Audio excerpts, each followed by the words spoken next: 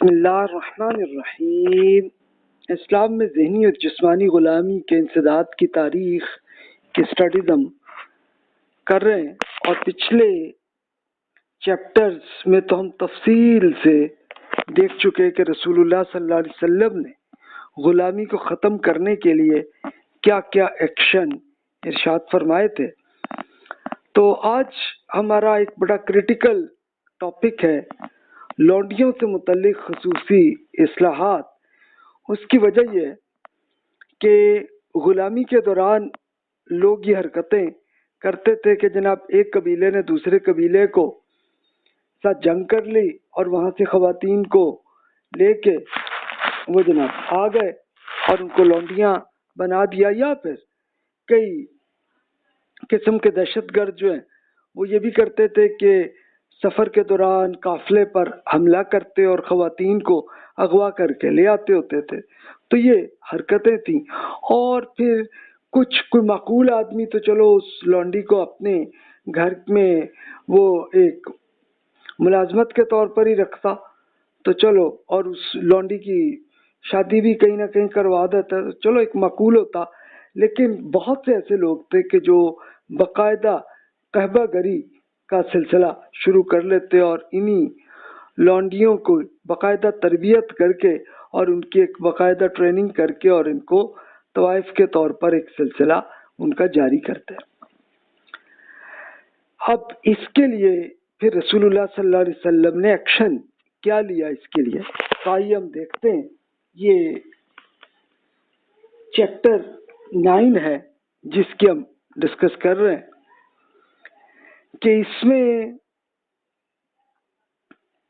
پہلے ذرا تھوڑا سا تبصرہ مودودی صاحب نے، انہوں نے جو ایک ریسرچ کی تو انہوں نے بتایا کہ ایک پوری ریسرچ میں کہ دیکھا کہ یہ اس وقت عرب میں قحبہ گری کی 2 صورتیں رائج تھیں، ایک خانگی کا پیشہ اور دوسرے باقاعدہ چکلا، یعنی خانگی کا پیشہ کرنے والی آزاد شدہ لونڈیاں ہوتی تھیں جن کا کوئی سرپرست نہ ہوتا، یہ ایسی آزاد عورتیں بھی ہوتی تھیں جن کی پشت پناہی کرنے والا کوئی خاندان یا قبیلہ نہ ہوتا، یہ کسی گھر میں بیٹھ جاتی اور کئی مردوں سے بیک وقت ان کا معاہدہ ہو جاتا کہ وہ انہیں مدد خرچ دیں گے اور اپنی حاجت رفع کرتے رہیں گے۔ جبکہ بچہ پیدا ہو جاتا تو وہ عورت ان مردوں میں سے جس کے متعلق کہہ دیتی کہ یہ بچہ اسی کا ہے تو اسی کا بچہ تسلیم کر لیا جاتا۔ یہ گویا معاشرے میں ایک مسلم ادارہ تھا جسے اہل جاہلیت ایک قسم کا نکاح سمجھتے تھے۔ اس کو موجودہ زمانے میں ابھی بھی ایسی شکل جاری ہے جسے متع کہا جاتا ہے، مسلمانوں کے یہاں یہ بھی جاری ہے۔ اور پھر یہ بھی ہے کہ یہ طوائف کے ساتھ آج کل تو یہ کیا جاتا ہے کہ ایک لڑکی کو اغوا کر کے بچی کو یا کچھ اور جس طریقے سے بھی لے کے اور پھر باقاعدہ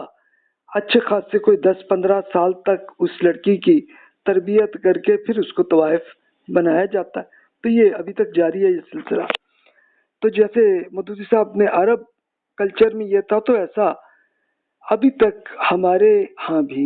پاکستان میں بھی، انڈیا میں، یورپ میں، امریکہ میں، وہاں پہ بھی ایسے ہی سلسلہ جاری ہے۔ اچھا، دوسری صورت یہ تھی کہ کھلی قحبہ گری صرف لونڈیوں کے ذریعے ہوا کرتی تھی۔ ایک تو یہ کہ لوگ اپنی جوان لونڈیوں پر ایک بھاری رقم عائد کر دیتے اور ہر مہینے اتنا کما کر ہمیں دیا کرو، اور وہ بیچاریاں بدکاری کرو تاکہ وہ یہ پوری رقم جناب لے جا کے دے سکیں۔ اس کے سوا نہ کسی دوسرے ذریعے سے وہ اتنا کما سکتی تھی، نہ مالک ہی یہ سمجھتے تھے کہ وہ کسی پاکیزہ کسب کے ذریعے یہ رقم لایا کرتی ہیں۔ تو یہ لونڈیوں پر عام مزدوری کی شرح سے کئی گنا رقم عائد کرنے کی کوئی دوسری معقول وجہ ہو سکتی تھی۔ اچھا، دوسرا طریقہ یہ تھا کہ لوگ اپنا جوان اور خوبصورت لونڈیوں کو کوٹھوں پر بٹھا دیتے اور اس کے دروازے پر جھنڈے بھی لگا دیتے تھے جنہیں دیکھ کر دور سے ہی معلوم ہو جاتا کہ حاجت مند آدمی کہاں اپنی حاجت رفع کر سکتا ہے۔ تو یہ عورتیں تعلیقیات کہلاتی تھیں۔ یہ عربی میں ایسا تھا، لیکن سیم دوسرے ممالک میں بھی ایسی سچویشن آپ کو نظر آئے گی، اور ان کے گھر مواخیر کے نام سے مشہور تھے۔ بڑے بڑے معزز رئیسین نے اس طرح کے چکلے کھول رکھے تھے۔ خود عبداللہ بن ابی کا مدینے میں ایک باقاعدہ چکلا موجود تھا جس میں 6 خوبصورت لونڈیاں رکھی گئی تھیں۔ ان کے ذریعے وہ صرف دولت ہی نہیں کماتے تھے بلکہ عرب کے مختلف حصوں سے آنے والے معزز مہمانوں کی توازے بھی انہی سے فرمایا کرتے تھے، اور ان کی ناجائز اولاد سے اپنی خدم و حشن کی فوج بڑھایا کرتے تھے۔ تو یہ عبداللہ بن ابی کون تھا کہ یہ منافقین کا ہیڈ یہ آدمی تھا، اور یہ ان کا مین لیڈر یہی تھا، اور اس کو مدینہ میں حکومت کا بادشاہ بننے کی بھی اس کو امید تھی کہ میں بن جاؤں گا، اور وہ اسی لیے یہ پوری حرکتیں کرتا تھا۔ یعنی اب اس میں ایک تو وہ خوبصورت لونڈیاں ادھر ادھر سے بھی خرید لیتا اور ان کو رکھ کے اور باقاعدہ ایک چکلا کا سلسلہ وہاں پہ وہ جاری کر دیتا، رقم بھی کماتا، اور پھر اس کے اور جو بھی بڑے بڑے سردار اور کئی قبیلوں کے وہ بھی آ جاتے اور یہ کرتے، اور یہاں سے پھر ناجائز اولاد بھی جو پیدا ہوتی تو اس سے کیا ہوتا کہ اسی عبداللہ بن ابی کے لیے ایک ملٹری بن جاتی۔ تو یہ حرکت تھی اس انسان کی۔ اچھا، وہ اکیلا ہی ایسا نہیں تھا، ظاہر ہے کہ اس کا ایک پورا گینگ بنایا ہوا تھا، اور اس گینگ میں اور بھی تھے، اور بہت سارے، ظاہر ہے اتنے لمبے عرصے سے یہ حرکت کر رہا تھا تو ناجائز اولاد بھی اسی ملٹری کا حصہ بن جاتا تھا۔ تو اس کو پھر جب رسول اللہ صلی اللہ علیہ وسلم مدینہ تشریف لائے اور آپ کو حکومت ملی تو پھر آپ نے اس کو ختم کیا، اور یہ عبداللہ بن ابی اسی وجہ سے منافق بنا کہ اس نے رسول اللہ صلی اللہ علیہ وسلم کے خلاف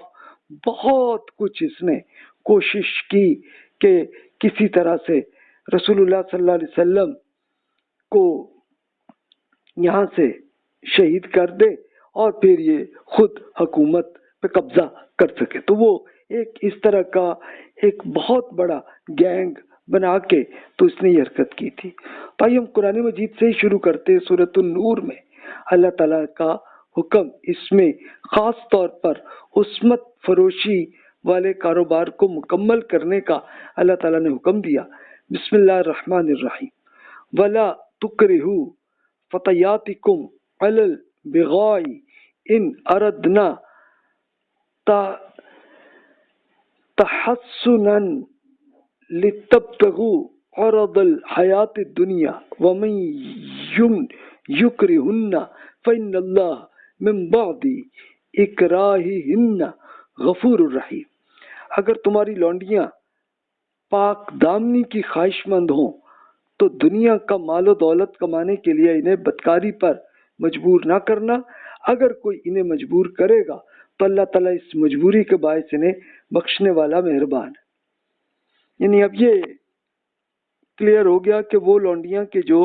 بدکاری نہیں کرنا چاہتی تو اس کے لیے پھر اللہ تعالیٰ ان کو معاف بھی کر دے گا، اور دوسرا یہ ہے کہ جو گینگ ایسی حرکتیں کروا رہے تھے تو ان کو اللہ تعالیٰ نے بتایا کہ ابھی اب تم چھوڑ دو یہ حرکت، ورنہ پھر اللہ تعالیٰ ان کو سزا کے لیے تیار کر دے گا۔ تو اب اس میں پھر پہلے ٹائم میں کہ جب رسول اللہ صلی اللہ علیہ وسلم کی حکومت بن گئی تھی تو اس میں ایک لونڈی تھی، ان کا نام تھا معاذہ رضی اللہ عنہ۔ یہ اسلام قبول کر لیا اور وہ اپنا پیشہ چھوڑنا چاہ رہی تھی، تو یہ اب ظاہر ہے کہ وہ غلام تھی معاذہ رضی اللہ عنہ، اور ان کا جو آقا تھا وہ یہ عبداللہ بن ابی تھا، تو اس نے ان پہ تشدد کرنا شروع کر دیا کہ چلو تم یہ حرکتیں کرو، جو کماتی ہو تو وہ کرو یہ سلسلہ۔ لیکن معاذہ رضی اللہ تعالیٰ عنہ کتنی اچھے طریقے سے انہوں نے بچنے کا، پھر ان کو کہیں سے موقع ملا اور وہ اس سے عبداللہ بن ابی کے گھر سے کسی طرح سے نکل کے وہ آ گئیں، اور پہلے ان کی ملاقات ابو بکر صدیق رضی اللہ عنہ سے ہوئی، اور وہ انہیں لے کے رسول اللہ صلی اللہ علیہ وسلم کی خدمت میں لے آیا۔ تو رسول اللہ صلی اللہ علیہ وسلم نے حکم فوراً جاری کر دیا کہ اس لونڈی کو ہرگز واپس نہ بھیجا جائے۔ اس پہ پھر عبداللہ بن ابی نے، اس کا اصل طریقہ یہ تھا کہ پروپیگنڈا کے ذریعے یہ پوری حرکت کرتا تھا، تو اس نے ایک شور مچانا شروع کر دیا کہ جی محمد تو ہماری لونڈیاں بھی چھیننے لگے اور اس طرح کی حرکت کی، لیکن اس کے شور پر کوئی صحابی بھی پر کوئی اہمیت نہیں ہوئی اور ان خاتون کو آزاد کر دیا۔ تو یہ پہلا واقعہ ہوا۔ اس کے بعد پھر لونڈیاں کے جو طوائف کی شکل میں تھیں، تو وہ اس کے لیے وہ رسول اللہ صلی اللہ علیہ وسلم کے پاس آ جاتی اور آ کے اپنی آزادی حاصل کر لیتی۔ تو یہ سلسلہ تھا۔ اچھا، اب پھر بھی کچھ ایسی تھیں کہ ایک باقاعدہ آزاد فاحشہ عورتیں کہ جو باقاعدہ چاہتی یہی تھیں کہ وہ ایک اپنا یہ کریں معاملہ کہ اسی طرح طوائف کی طرح ہی ہم اپنی زندگی میں رہیں۔ تو اس پہ اللہ تعالیٰ کا حکم پھر نازل ہوا۔ یہ سورۃ النساء میں ارشاد ہوا، واللاتی یأتین الفاحشۃ من نسائکم فاستشہدوا علیہن اربعۃ منکم فإن شہدوا فأمسکوہن فی البیوت حتی یتوفاہن الموت او یجعل اللہ لہن سبیلا واللذان یأتیانہا منکم فآذوہما فإن تابا واصلحا واعرضوا عنہما ان اللہ کان توابا رحیما۔ آپ کی عورتیں کے جو بدکاری کا ارتکاب کر بیٹھیں، ان پر اپنے لوگوں میں سے 4 افراد کی گواہی لو۔ اگر وہ گواہی دیں تو ان عورتوں کو ان کے گھروں میں بند رکھو یہاں تک کہ موت ان کا کام تمام کر دے یا اللہ ان کے لیے کوئی اور راستہ نکال دے۔ اور جو مرد اور عورت تم میں سے بدکاری کریں تو انہیں ایذا دیں، انہیں کوئی تکلیف دیں، پھر اگر وہ توبہ کر لیں اور نیک ہو جائیں تو ان کا پیچھا چھوڑ دیں، بے شک اللہ توبہ قبول کرنے والا مہربان ہے۔ تب آپ یہ دیکھیے کہ ایک باقاعدہ کہ جو ایک اپنے طوائف وہ چاہتی تھیں اپنی پوری زندگی بس یہی کرتی رہیں، تو اس کے لیے اللہ تعالیٰ کا پہلا حکم ہے۔ آپ کہیں گے کہ یہ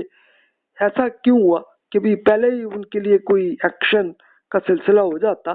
تو ابھی رسول اللہ صلی اللہ علیہ وسلم کی مدینہ میں حکومت صحیح طرح سے اسٹیبلش نہیں ہوئی تھی، اس لیے کہ مدینہ کا یہ معاملہ تھا کہ پچھلے 100 سال سے 2 قبیلے اوس اور خزرج آپس میں جنگیں کرتے رہے تھے، لیکن اب آ کے کہ ہر ان دونوں قبیلوں کے جو سردار تھے،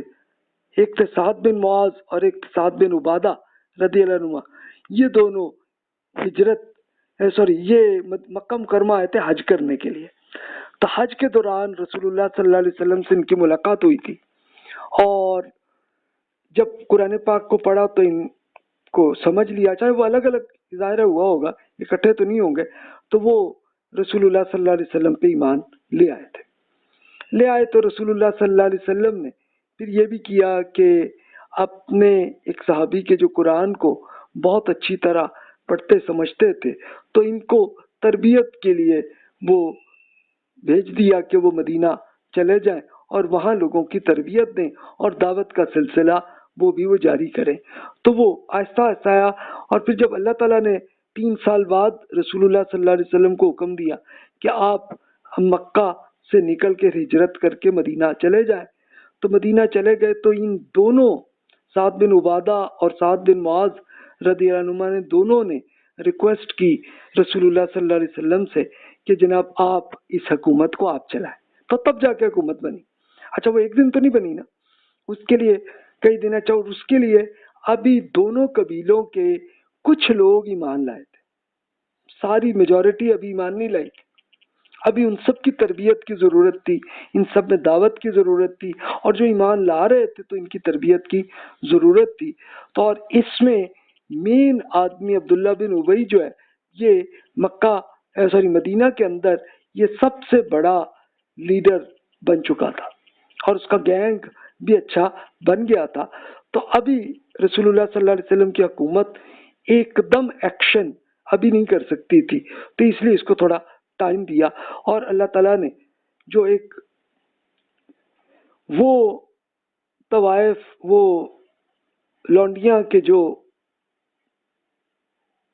اس سے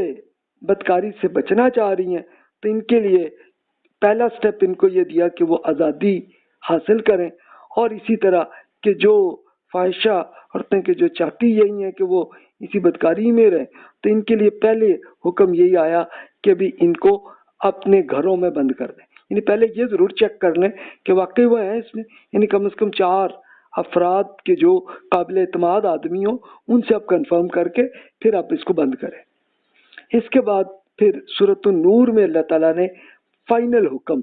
اس میں پھر دے دیا جو بدکاری کا حکم ہے. فرمایا الزانیۃ والزانی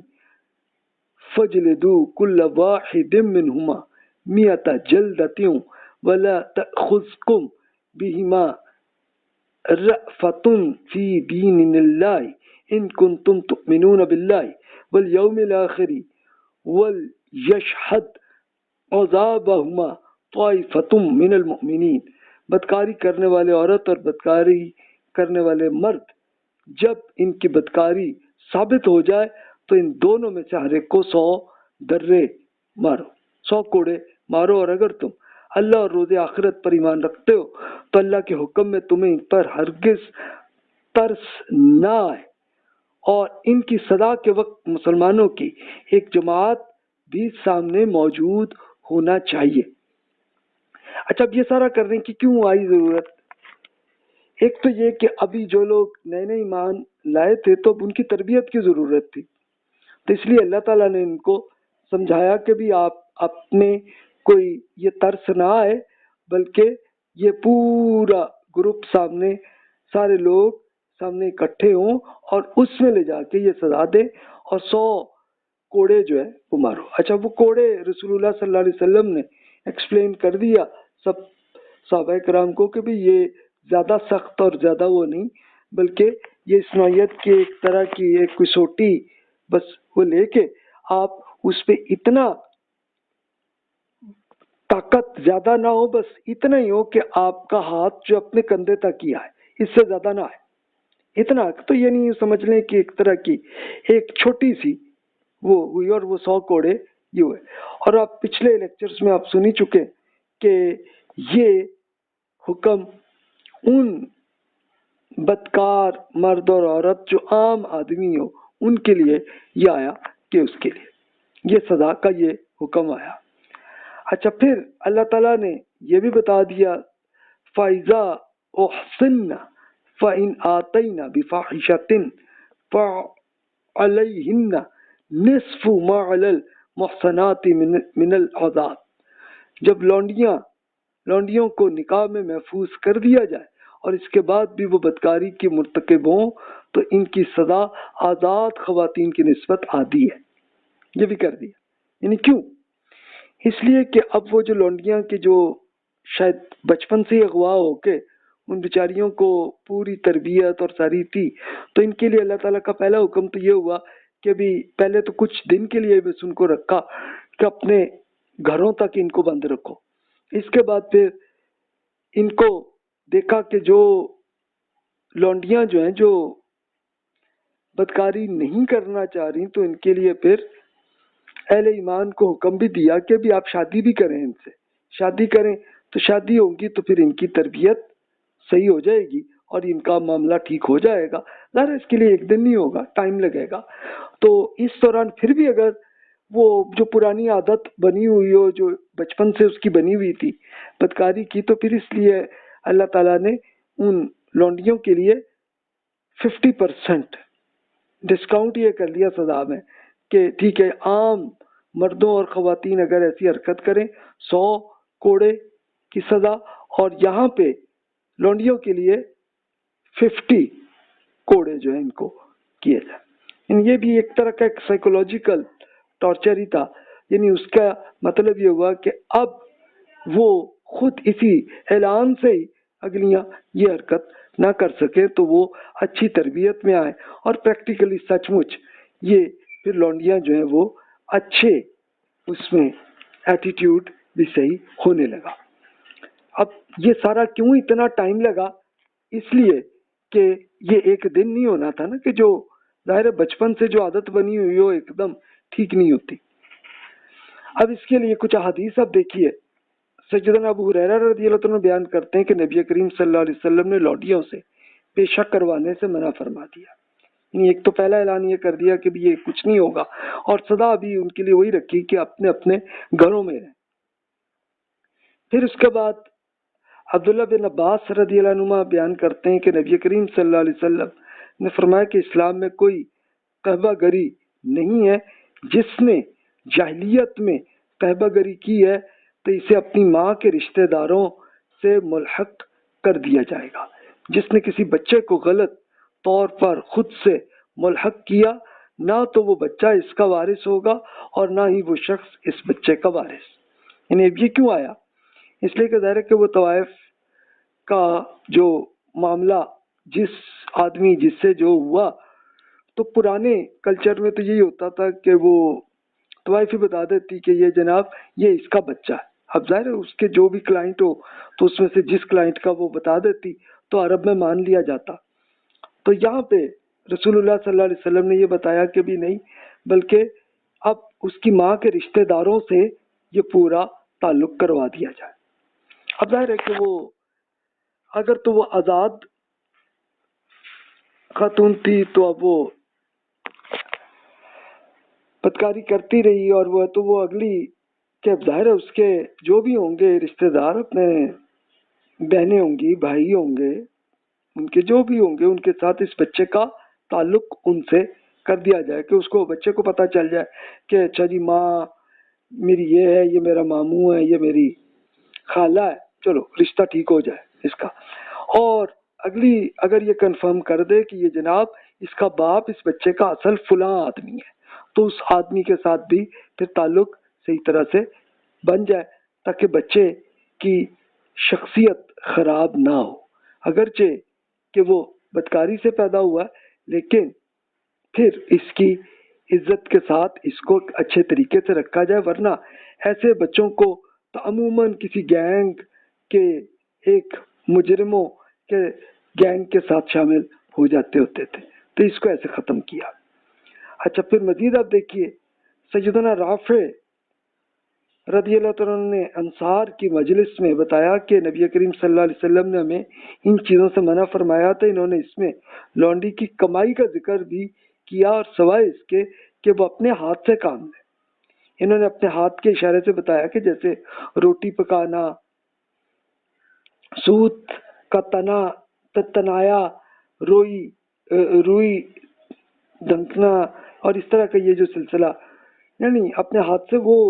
کر رہی ہو تو ٹھیک ہے ان کی کمائی، لیکن بدکاری والے معاملے کو ختم کیا۔ اچھا اگلا سٹیپ یہ بھی ہوا ساتھ کہ پھر انہی لونڈیوں کے ایک ڈانس اور میوزک کی ان کو باقاعدہ تربیت کی جاتی ہوتی تھی، تاکہ ان کے جو کلائنٹ ہیں وہ آتے جائیں اور یہ معاملہ چلتا جائے۔ تو رسول اللہ صلی اللہ علیہ وسلم نے اسی وجہ سے ڈانس اور میوزک کو منع فرما دیا۔ اس کے لیے آپ دیکھیے ابو امامہ رضی اللہ عنہ بیان کرتے ہیں کہ رسول اللہ صلی اللہ علیہ وسلم نے فرمایا کہ رقص و موسیقی کی ماہر لونڈیوں کو نہ تو فروخت کرو نہ ہی خریدو، انہیں اس کی تعلیم مت دو، ان کی تجارت میں کوئی خیر نہیں ہے، اس کی قیمت حرام ہے۔ اسی بارے میں یہ آیت نازل ہوئی کہ لوگوں میں سے کچھ ایسے بھی ہیں جو فضول باتیں خریدتے ہیں تاکہ اس کے ذریعے وہ اللہ کی راہ سے بھٹکا دیں۔ تو یہ مشرکین یہ حرکت کرتے ہوتے تھے کہ رسول اللہ صلی اللہ علیہ وسلم جب وہ دعوت مکہ مکرمہ میں پہنچا رہے ہوتے تھے، قرآن پاک پڑھ کے سنا رہے ہوتے تھے، تو اس وقت کچھ منکرین نے یہ حرکت کی کہ جناب ایسی طوائف لڑکیوں کو جو لونڈیاں ہوتی تھی تو ان کو لے کے ان سے وہ میوزک اور ڈانس کا شروع کر دیا تاکہ کوئی قرآن کی طرف نہ آئے۔ تو یہ حرکت کرتے تھے. تو اس کو رسول اللہ صلی اللہ علیہ وسلم نے صحابہ کرام کو بالکل بتایا کہ بھی بالکل ان لونڈیوں کو بالکل نہ خریدے نہ آپ نے بیچنا، کچھ نہیں کرنا، بلکہ ان کی آپ تعلیم بھی یہ نہ کریں. اور تعلیم کی اس کی اسی میوزک کی اور ڈانس کی جو ہے یہ میوزک بھی یہ ان کی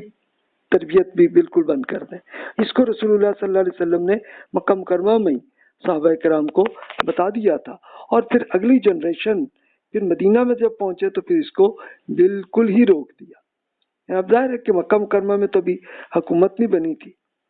اب اس کے لیے مزید آپ دیکھتے ہیں حضرت علی رضی اللہ عنہ بیان کرتے ہیں کہ رسول اللہ صلی اللہ علیہ وسلم نے فرمایا کہ جب میری امت میں 15 خصلتیں اکٹھی ہوں گی تو ان کے لیے مصیبتوں کے دروازے کھل جائیں گے. تو صحابہ کرام نے پوچھا یا رسول اللہ وہ کیا خصلتیں ہیں، کیا عادتیں ہیں کہ جن سے پوری امت جو تباہ ہو جائے گی، وہ کیا ہے؟ تو فرمایا کہ جب چرواہے امیر ہو جائیں گے، دولت ہی ایمان بن جائے گی، زکوٰۃ کو جرمانہ سمجھا جانے لگے گا، مرد اپنی بیوی کی اطاعت اور ماں کی نافرمانی کیا کریں گے، دوست کے ساتھ نیکی اور باپ کے ساتھ ظلم کیا جائے گا، مسجدوں میں شور مچایا جائے گا، قوم کے لیڈر ان کے بدترین لوگ ہوں گے، کسی شخص کی عزت اس کی برائی سے محفوظ رہنے کے لیے کی جائے گی، شراب پی جائے گی، ریشم پہنا جائے گا،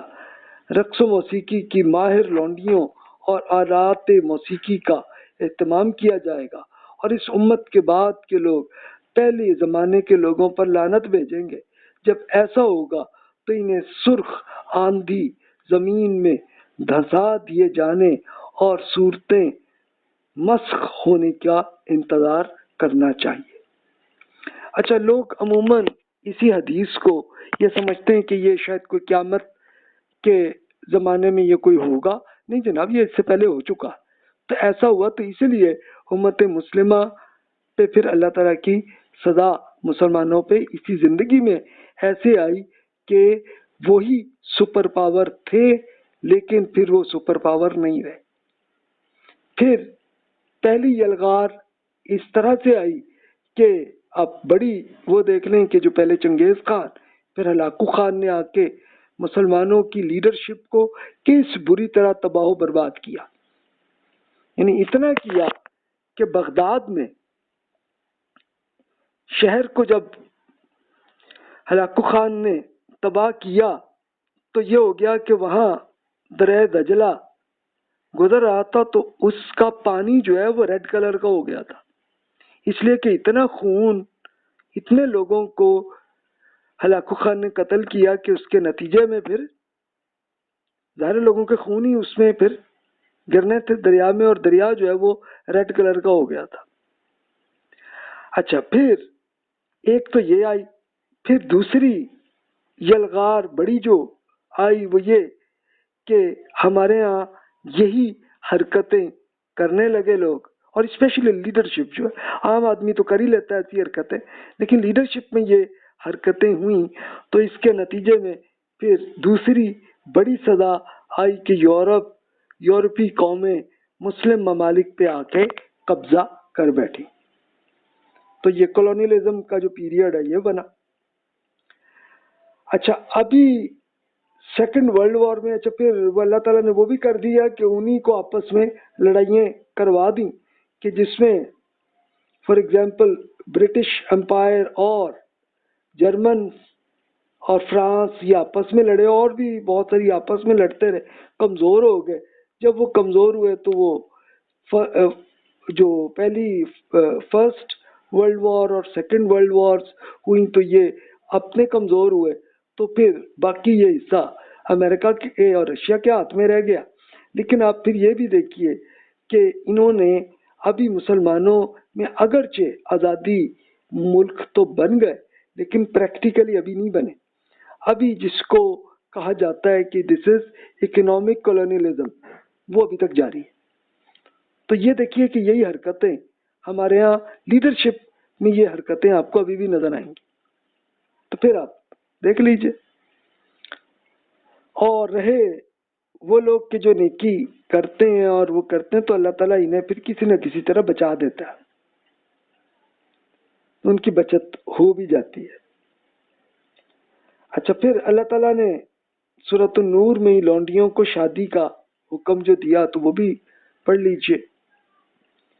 اس سے آپ دیکھ سکتے ہیں کہ کس طرح سے اللہ تعالیٰ نے کس طریقے سے اچھے طریقے سے معاملات کو ایسے مینج کیا۔ فرمایا وَأَنكِحُوا الْأَيَامَ مِنكُمْ وَالصَّالِحِينَ مِنْ عِبَادِكُمْ وَإِمَائِكُمْ إِنْ يَكُونُوا فُقَرَاءَ يُغْنِهِمُ اللَّهُ مِنْ فَضْلِهِ وَاللَّهُ وَاسِعٌ عَلِيمٌ۔ آپ میں سے جو مرد و خاتون مجرد ہیں یعنی اکیلے ہیں تو ان کی شادیاں کر دیا کریں، اور آپ کی لونڈی غلاموں میں سے جو نیک لوگ ہوں تو ان کے نکاح بھی کر دیا کریں۔ اگر وہ غریب بھی ہوں گے تو اللہ انہیں اپنے فضل سے غنی کر دے گا، اللہ بڑی وسعت اور علم والا ہے۔ یعنی اب ظاہر ہے کہ بہت ساری لونڈیاں مختلف لوگوں کی تھیں تو اللہ تعالیٰ کا حکم یہ ہوا کہ ان سے اور کچھ نہیں تو غلاموں سے لونڈیوں کی آپس میں شادی کروا لے، اور اسپیشلی کہ جو یہاں تک کہ جو غریب آدمی ہے وہ آزاد آدمی ہے تو وہ بھی کسی لونڈی سے شادی کر لیں تاکہ اس کا معاملہ چلے۔ تو اب یہ دیکھیے کہ وہ جو کعبہ گری کا سلسلہ جاری تھا تو اس کو اب فیوچر کے لیے ختم کرنے کا بھی یہ طریقہ کیا کہ بھی انہی لونڈیوں کی شادیاں کروا دیں تاکہ ان کا سٹیٹس بھی اچھا ہو جائے اور وہ پھر نارمل حالت میں آ جائے۔ پھر سورۃ النساء میں بھی اللہ تعالیٰ کا یہی حکم ایسے آیا فَمَن لَّمْ يَسْتَطِعْ مِنْكُمْ طَوْلًا أَن يَنكِحَ الْمُحْصَنَاتِ الْمُؤْمِنَاتِ فَمِمَّا مَلَكَتْ أَيْمَانُكُمْ مِنْ فَتَيَاتِكُمُ الْمُؤْمِنَاتِ وَاللَّهُ أَعْلَمُ بِإِيمَانِكُمْ بَعْضُكُم مِّن بَعْضٍ فَانكِحُوهُنَّ بِإِذْنِ أَهْلِهِنَّ وَآتُوهُنَّ أُجُورَهُنَّ بِالْمَعْرُوفِ محصنات غیر مصافحات ولا متخذات اخدان۔ جو شخص آپ میں سے اتنی طاقت نہ رکھتا ہو کہ وہ آزاد مسلمان خواتین سے شادی کر سکے تو تمہاری ان لڑکیوں میں سے کسی سے نکاح کر لیں کہ جو تمہاری ملکیت میں ہوں، یعنی جو لونڈیاں اور مومن ہوں۔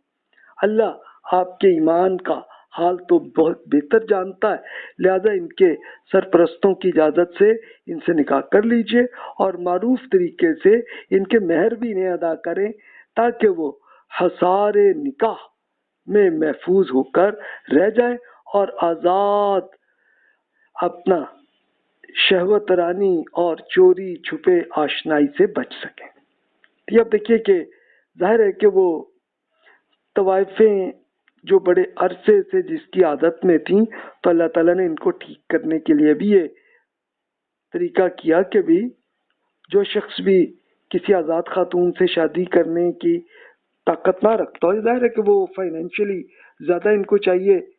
تو ٹھیک ہے کہ غریب آدمی ہے تو وہ کریں شادی تاکہ ان کو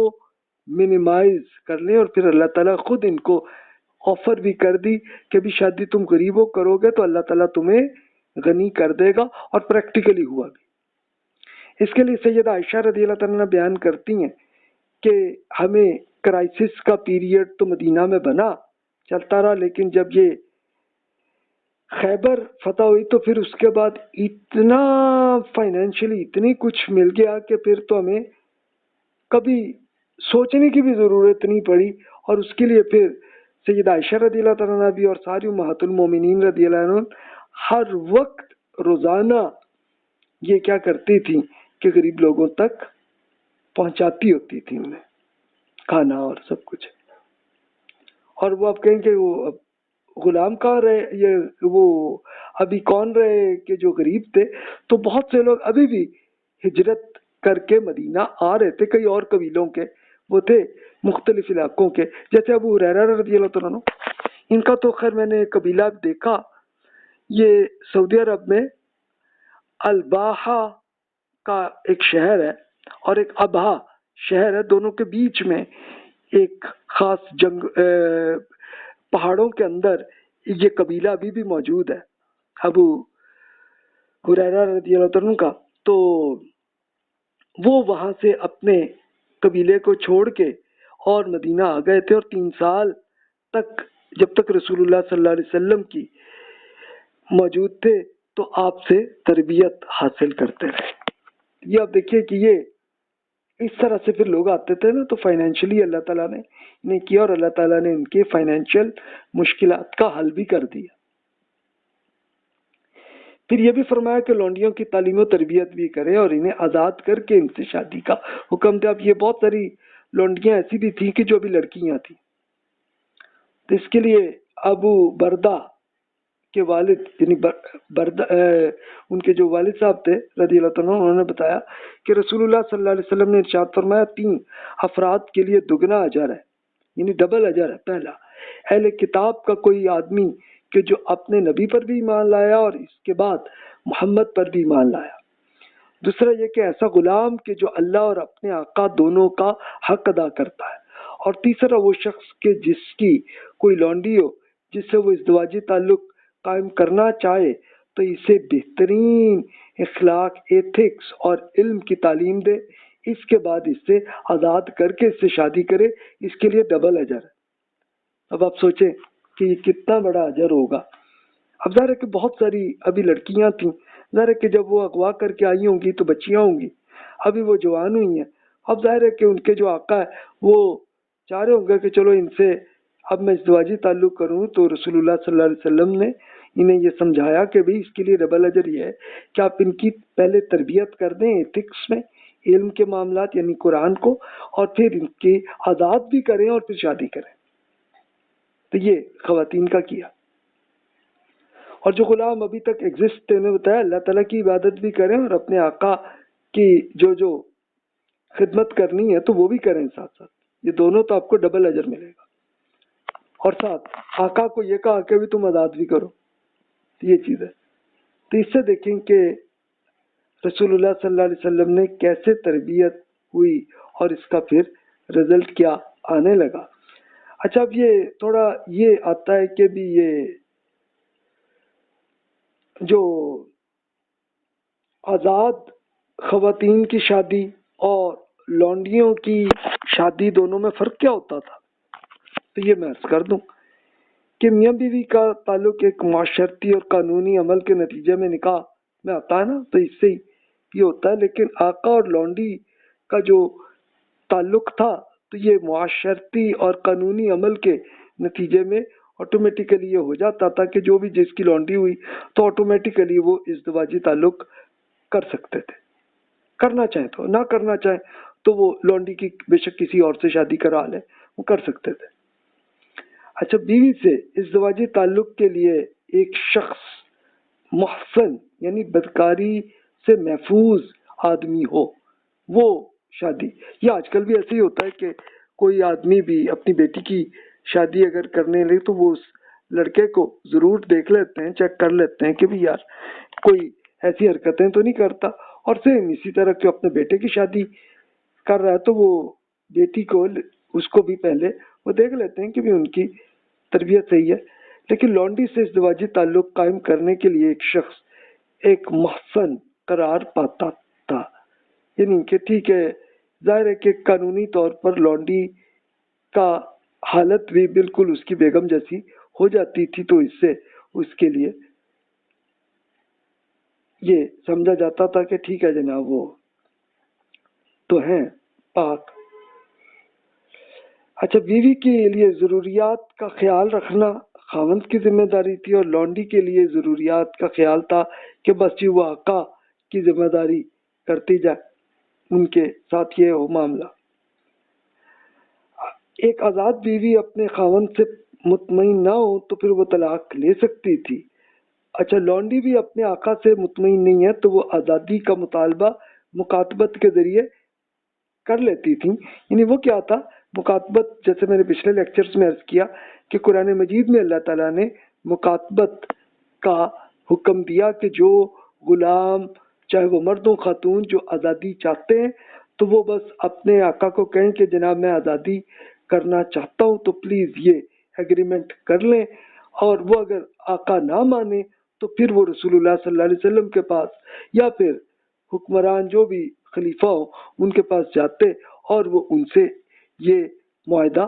حکومت کر لیتی. اور اب اس کے لیے پھر وہ یہی ہوتا کہ اس کے لیے غلام نے کچھ پیمنٹ کرنی ہے. وہ پیمنٹ کہاں سے آتی؟ تو اس کے لیے جیسے وہ اعلان ہوتے مسجد میں پوری رقم مل جاتی اور وہ آقا کو کر کے آزاد خاتون بھی ہو جاتی یا مرد ہے تو مرد بھی آزاد ہو جاتا. تو یہ مکاتبت تھی. تو یہ لونڈی بھی اسی طرح مکاتبت کر کے آزاد ہو جاتی تھی.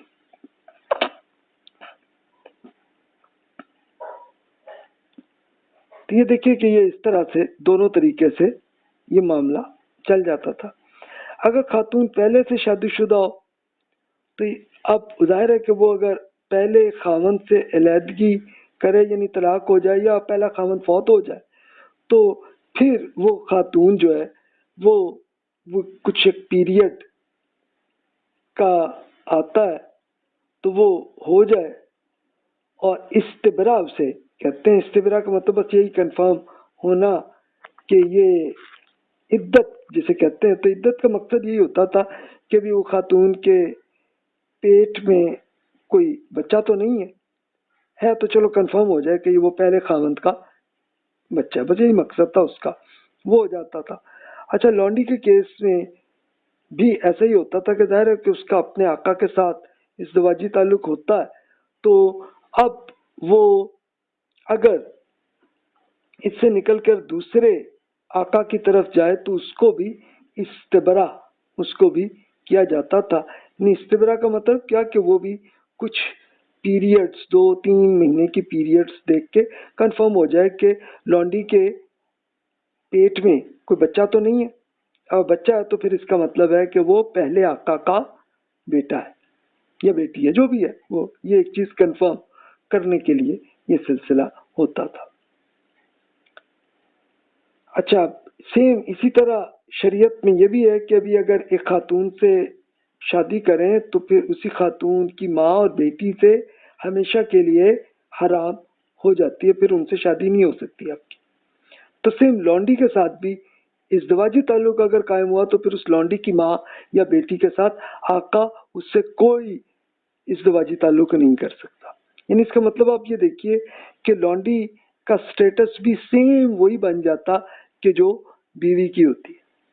تو اس میں کوئی نہیں تھا. اچھا یہ جاہلیت میں بھی کسی حد تک یہ چلتا تھا ایسا ہی. لیکن جہاں غلطی تھی تو رسول اللہ صلی اللہ علیہ وسلم نے بھی اسے صحیح کر دیا اور بتایا کہ جناب ہر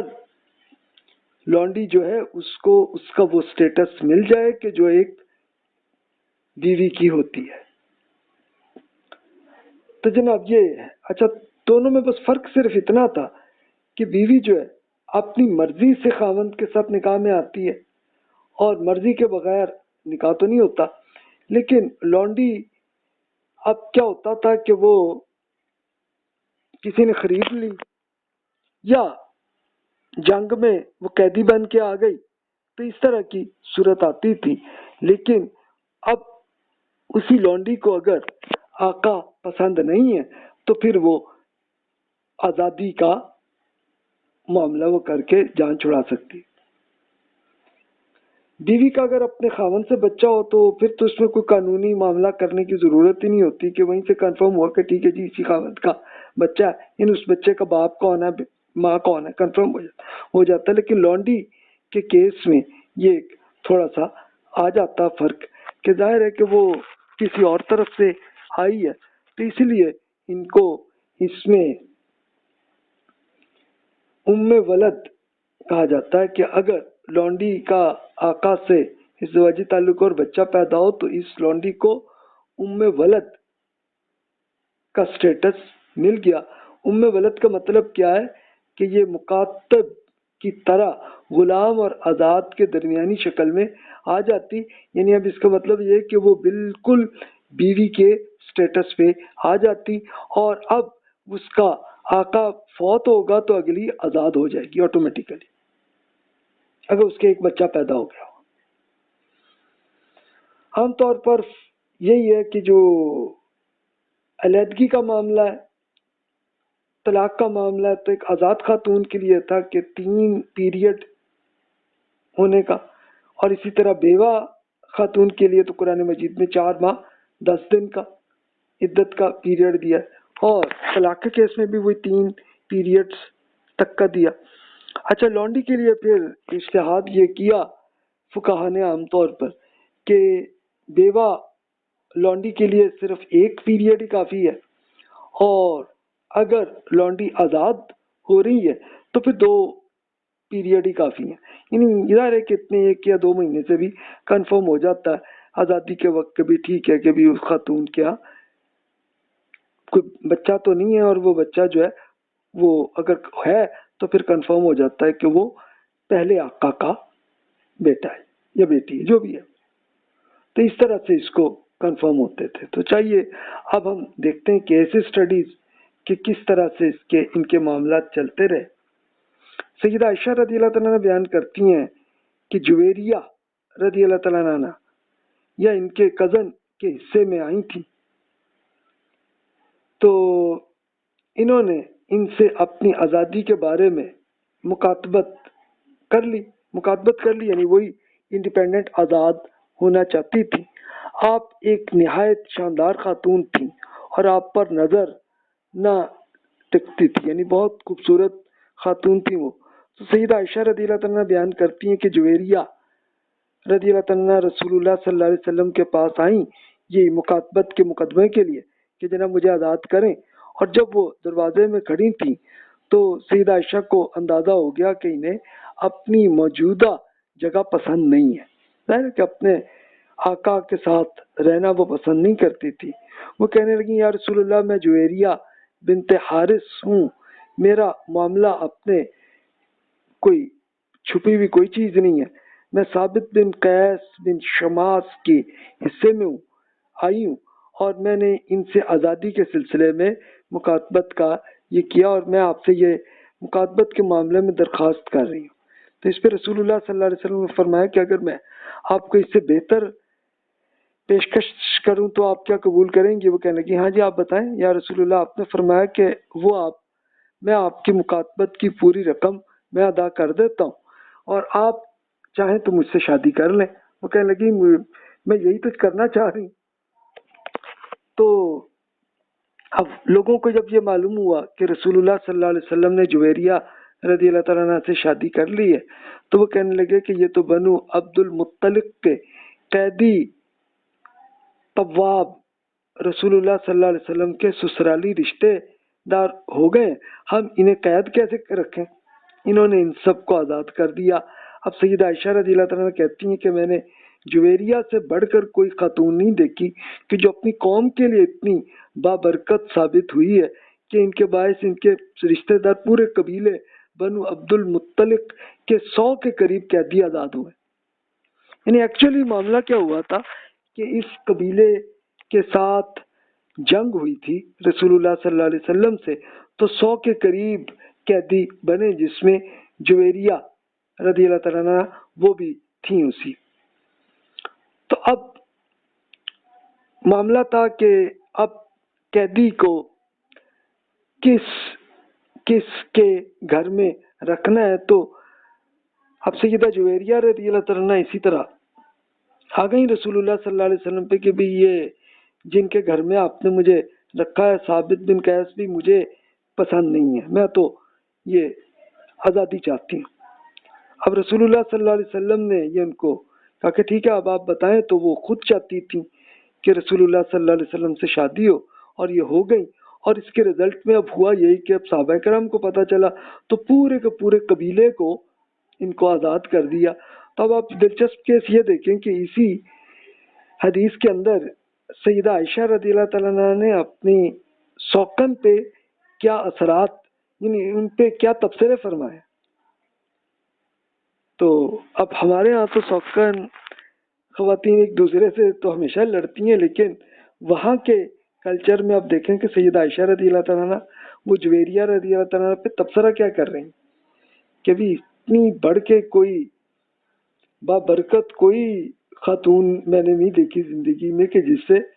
پورے قبیلے کو آزاد کر دیا. تو اس سے آپ اندازہ کر سکتے ہیں کہ امہات المومنین کا ایٹیٹیوڈ آپس میں کیسا تھا. مزید آپ دیکھتے ہیں قتادہ ایسے شخص کے بارے میں کہتے ہیں کہ اپنی مکاتبہ لونڈی کے ساتھ ازدواجی تعلق کر لیا تھا. تو اب یہی مقدمہ قتادہ رضی اللہ عنہ کے پاس یہ آیا تو ظاہر ہے کہ یہ رسول اللہ صلی اللہ علیہ وسلم کے بعد کسی زمانے میں یہ ایک واقعہ ہوا تھا. تو انہوں نے پھر یہی کہا کہ بھی یہ اگر جبرن کیا ہے تو پھر تو ریپ کا کیس ہوگا، کہ وہ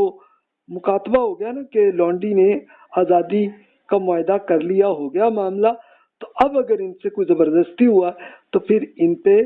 کوئی ازدواجی تعلق کے جبرن ہوا تو پھر تو ڈبل سزا پڑے گی. کس کو؟ آقا کو. اور اگر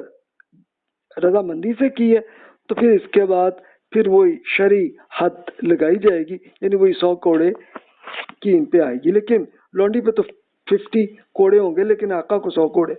لگیں گے. اچھا، پھر لونڈیوں کی عفت اور عصمت کی حفاظت، اس کے لیے آپ دیکھیے رسول اللہ صلی اللہ علیہ وسلم کا ارشاد ہے. آپ نے معاذ بن مالک سے وہ جو پوچھا کہ بھی تم نے یہ خبر مجھے پہنچی ہے تو یہ بتاؤ سچ ہے؟ وہ انہوں نے کنفرم کر لیا، ہاں جی میں نے ایسی حرکت کر لی ہے ریپ کی. تو آپ نے فرمایا کہ فلاں کی لونڈی کو آبرو ریزی کی ہے تم نے، تو وہ بھی 4 مرتبہ قسم کھا کے مان گیا کہ ہاں جی کی ہے. تو اس پہ رسول اللہ صلی اللہ علیہ وسلم نے رجم کیا، جو کہ سنگسار کیا کہ پتھر مار کے ان کو قتل کیا. اور پھر روایات میں یہ ملتا ہے کہ مائز جو ہیں وہ یہی چاہتے تھے کہ انہوں نے یہ غلط حرکت کی ہے تو وہ توبہ اس طرح کرنا چاہ رہے ہیں مجھے سزا بھی ہو، موت بھی آ جائے اور ساتھ توبہ بھی وہ کر لیں تاکہ اللہ تعالیٰ آخرت میں بچا لے مجھے. تو اس طرح کا واقعہ ہوا. اسی طرح سلمہ رضی اللہ عنہ بیان کرتے ہیں کہ رسول اللہ صلی اللہ علیہ وسلم نے ایک ایسے شخص کے بارے میں یہ فیصلہ فرمایا کہ جس نے اپنی بیوی کی لونڈی سے ازدواجی تعلق قائم کیا تھا کہ اگر تو اس نے ایسا زبردستی کیا تو اس لونڈی کو آزاد کریں. اس شخص کے لیے لازم ہے کہ وہ ویسی لونڈی کی خدمات کے خرید کر کے اپنی بیوی کو دے، اور اگر اس نے ایسا لونڈی کی رضامندی سے کیا تو لونڈی اس شخص کی پھر بیگم بن جائے گی، اور اس شخص کے لیے لازم ہے کہ وہ ویسی لونڈی کی خدمات کو خرید کے پھر بیوی کو بھی دے، یہ کرے. اب یہ واقعہ بھی دیکھیں، ایسا دلچسپ کیس ہوا. اسی طرح ایک اور واقعہ ہے، حمزہ بن عمرو اسلمی رضی اللہ عنہ کو سیدنا عمر رضی اللہ عنہ نے زکوٰۃ کے وصولی کے لیے بھیجا کہ بھی زکوٰۃ آپ کلیکٹ کر کے آئیں. تو اب وہ زکوٰۃ وصول کر رہے تھے تو ایک شخص نے اپنی بیوی کی لونڈی سے ازدواجی تعلق کیا ہوا تھا. تو حمزہ رضی اللہ عنہ نے اس شخص کو دوسرے شخص سے ضمانت لے لی، اور ضمانت لے کے پھر عمر رضی اللہ عنہ کے پاس آئے کہ بھی یہ مقدمہ ہوا ہے. تو انہوں نے پھر اسی شخص کو 100 کوڑے کی سزا دی کہ بھی تم نے اپنی بیوی کی لونڈی سے کیوں تعلق قائم کیا؟ اپنی لونڈی ہوتی تو چلو ٹھیک ہے، لیکن یہ بیوی کی لونڈی کے ساتھ تعلق غلط ہے، یہ تو بدکاری ہوئی. تو اس لیے اس کو 100 کوڑے کی سزا نے دی. اب ام ولد سے متعلق اصلاحات کیا کی؟ ام ولد وہی ہوتی تھی کہ ایک لونڈی کا ازدواجی تعلق آقا سے ہے اور وہاں سے بچہ پیدا ہو جائے، تو یہ ہوتی تھی. تو اس کے لیے پھر معاملات کیا ہوتے تھے کہ جیسے یہ سلامہ بنت معقل بیان کرتی ہیں کہ جی میں خارجہ قیس سے تعلق رکھتی تھی اور اپنے چچا کے ساتھ آئی تھی. تو میرے چچا نے مجھے دور جاہلیت میں حباب بن عمرو کے ساتھ بیچ دیا تھا، اور ابل یسر بن عمرو کے بھائی تھے. تو پھر میرے ہاں عبد الرحمن بن حباب کے پیدائش بھی ہوئی، اور حباب خیر فوت ہو گئے، بچہ فوت ہو گئے. تو ان کی بیوی کہنے لگی خدا کی قسم اب تو ہم اس کے قرض کی ادائیگی کے لیے تمہیں بیچیں گے. اب یہ تو اب سلامہ رضی اللہ تعالیٰ عنہ جو کہ لونڈی تھی وہ رسول اللہ صلی اللہ علیہ وسلم کے پاس آ گئیں، کہنے لگی یا رسول اللہ میں خارجہ کے ساتھ اپنے چچے کے ساتھ آئی تھی، تو اس طرح مجھے اغوا کر لیا اور پھر یہ ہوا معاملہ، تو اس پہ آپ صلی اللہ علیہ وسلم نے فرمایا حباب کے بعد خاندان کا سرپرست اور کون ہے؟ کہا کہ ان کے بھائی ابو الیسر بن عمر ہیں۔ تو آپ صلی اللہ علیہ وسلم خود ان کے پاس تشریف لے گئے اور فرمایا انہیں آزاد کر دیں فوراً، جب بھی آپ کسی غلام کے بارے میں سنیں تو میرے آ جایا کریں، میں آپ کو اس کا پورا معاوضہ میں ادا کر دوں گا اور آپ کو آزادی کر دوں گا۔ تو دیکھیں کہ رسول اللہ صلی اللہ علیہ وسلم کیسے آزادی کر دیتے تھے۔ اور اس زمانے کی حکومت ایسی بھی نہیں تھی کہ جناب جس میں عدالت میں کئی مہینوں سالوں تک مقدمہ چلے، نہیں، رسول اللہ صلی اللہ علیہ وسلم کی عدالت کے لیے ہر لونڈی خاتون ہو یا عام آدمی کچھ بھی آ جائے تو وہ آتے اور صرف 1 منٹ میں معاملہ ہو جاتا سارا۔ سیدنا عبداللہ بن عباس رضی اللہ عنہ بیان کرتے ہیں کہ نبی کریم صلی اللہ علیہ وسلم کے سامنے ابراہیم جو کہ ماریہ قبطیہ رضی اللہ تعالیٰ عنہ کا ذکر کیا گیا تو آپ نے فرمایا ان کے بچے نے انہیں آزاد کروا دیا۔ انہیں یقین کیا آتا یہ کون تھی؟ ماریہ قبطیہ رضی اللہ تعالیٰ عنہ، کہ یہ ایکچولی ایجپشن تھی اور ایجپٹ کے بادشاہ نے گفٹ کے طور پہ رسول اللہ صلی اللہ علیہ وسلم کو بھیجا تھا۔ تو بھیجا تو اب پھر یہ ہوا کہ رسول اللہ صلی اللہ علیہ وسلم نے، اب یہ ماریہ رضی اللہ تعالیٰ عنہ ایکچولی وہاں پہ بادشاہ کی لونڈی تھیں، تو اس لیے انہوں نے گفٹ کے طور پر بھیجا تھا۔ تو ہوا یہ کہ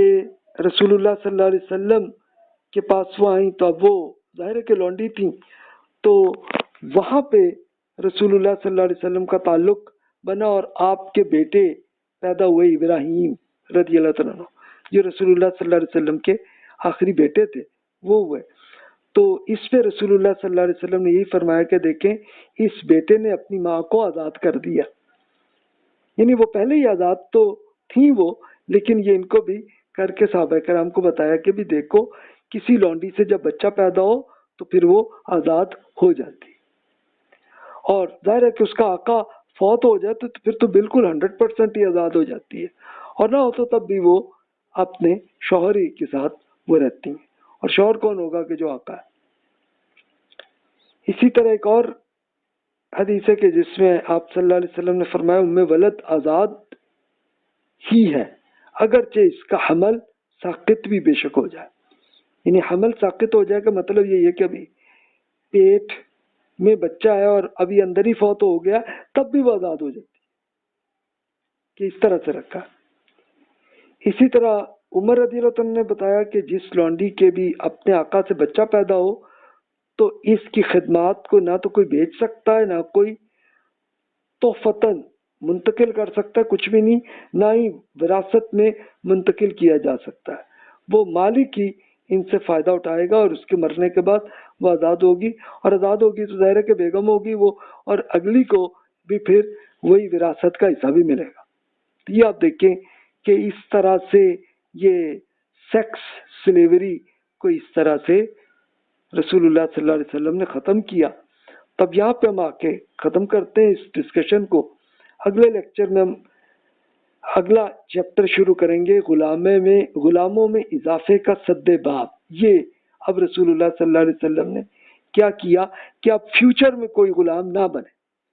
یعنی ابھی تک تو جتنی اسٹڈیز آپ نے کی ہے تو وہ تھی کہ رسول اللہ صلی اللہ علیہ وسلم کے زمانے میں غلام اور لونڈیاں بنی ہوئی تھی، تو ان کو کیسے ختم کیا، ان کو آزاد کیسے کیا۔ اب اگلا کام یہ تھا کہ اب فیوچر میں کوئی غلام نہ بنے، اس کو انشاءاللہ ہم اگلے لیکچر میں کور کرتے ہیں۔ اور اس وقت آپ کے ذہن میں